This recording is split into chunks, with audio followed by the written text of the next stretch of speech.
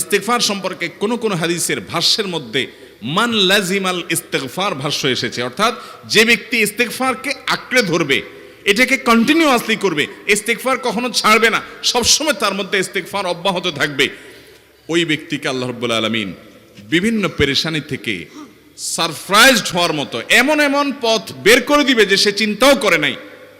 তার পেরেশানি থেকে মুক্তির পথ আল্লাহ তাআলা দেখায় দিবেন। ইস্তেগফার কিভাবে করবেন ভাই? ইস্তেগফার এমন একটা আমল, এটা ছাড়া তো আমাদের উপায় নাই ভাই। ইস্তেগফার আমাদের দুনিয়ার পেরেশানি দূর করবে, আখিরাতের পেরেশানি দূর করবে।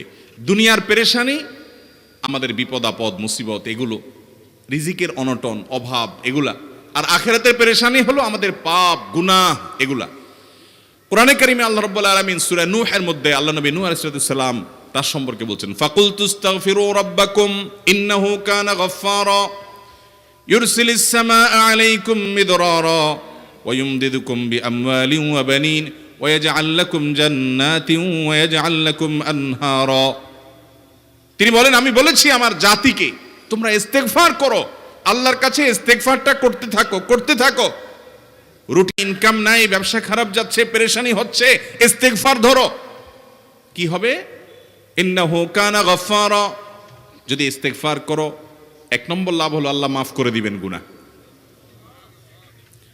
ইউরসিলিস সামা আলাইকুম মিদরারা, যাতে ফসল ভালো হয়, রিজিক ভালো হয়, সেই ব্যবস্থা আল্লাহ করবেন। ওয়া ইউমদিদুকুম বিআমওয়ালিন ওয়া বানিন, ছেলে মেয়ে হয় না অথবা ভালো ছেলে মেয়ে নাই, আল্লাহ তাআলা নেক সন্তান দিয়ে তোমাকে শক্তিশালী করবেন, সম্পদ দিয়ে শক্তিশালী করবেন। ওয়া ইয়াজআল লাকুম জান্নাতি ওয়া ইয়াজআল লাকুম আনহারা, আল্লাহ তাআলা প্রসবন দিবেন, ফসল দিবেন, বরকত দিবেন রুজিতে। কিসের মাধ্যমে? ইস্তেগফার। কিসের মাধ্যমে ভাই?